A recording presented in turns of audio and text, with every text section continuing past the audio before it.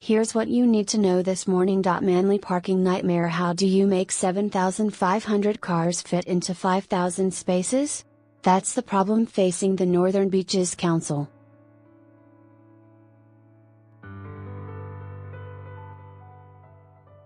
More than 7,500 permits have been issued for just 5,250 spots in Manly, and the council last night voted to audit the suboptimal parking scheme.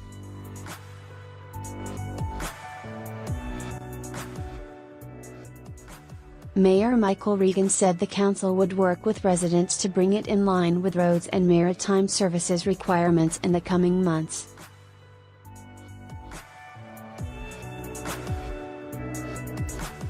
Folau deadline looms. The deadline is ticking down for Wallabies star Israel Folau to respond to an official breach notice from Rugby Australia, which recommended he be sacked over repeated homophobic social media posts.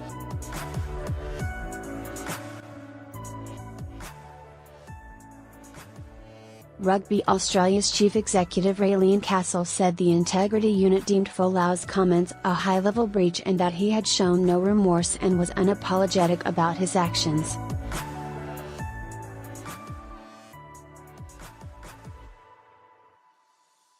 He has until 2 p.m. to accept the sanction and agree to quit, or the matter would be referred to a code of conduct hearing.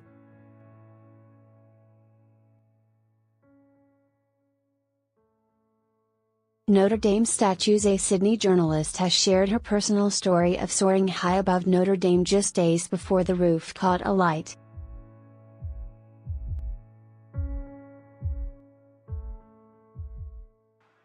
Masha McPherson was filming priceless statues being removed for restoration last Friday.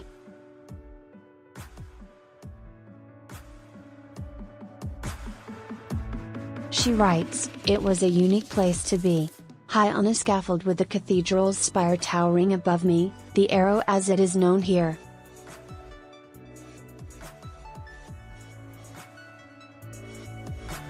The precious copper statues of the 12 apostles and 4 evangelists caught the sunlight as they were lifted off the cathedral roof, wings glinting as a crane lowered them gently to the street below.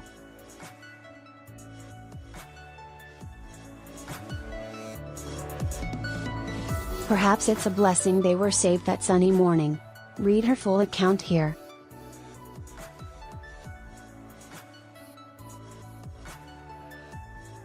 Car racket arrest. Police investigating an alleged fraud syndicate have recovered 18 luxury cars and have laid over 200 charges against a man accused of involvement in the scam.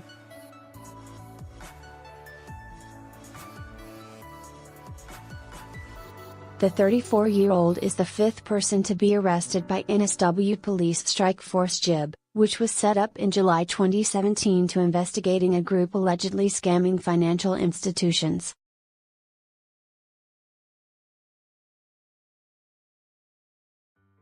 Police said previous attempts to arrest him were unsuccessful and alleged the man repeatedly rammed law enforcement vehicles at Condell Park last year to evade arrest.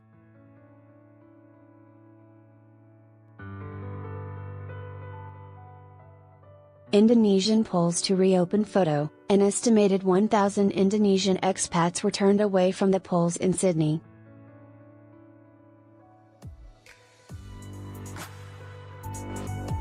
Facebook.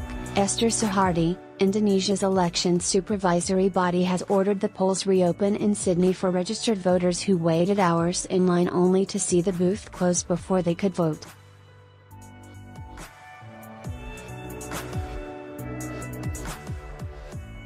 Estimates suggested as more than 1,000 voters were unable to cast their vote after the clock hit 6 p.m.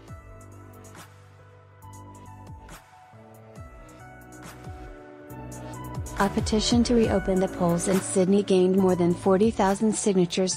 Kids Helpline report. The operator of Kids Helpline is concerned about a continuing decline in the number of boys and young men calling the service for mental health support.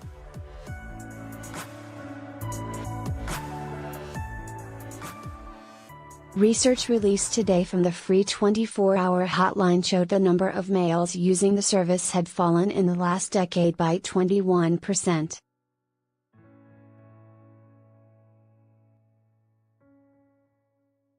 Virtual Services Manager Tony Fitzgerald said the cultural stigma around men being emotionally vulnerable was still a major problem.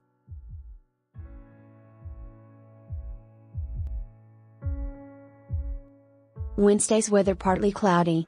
Patchy morning fog, mainly in the west. Min.max.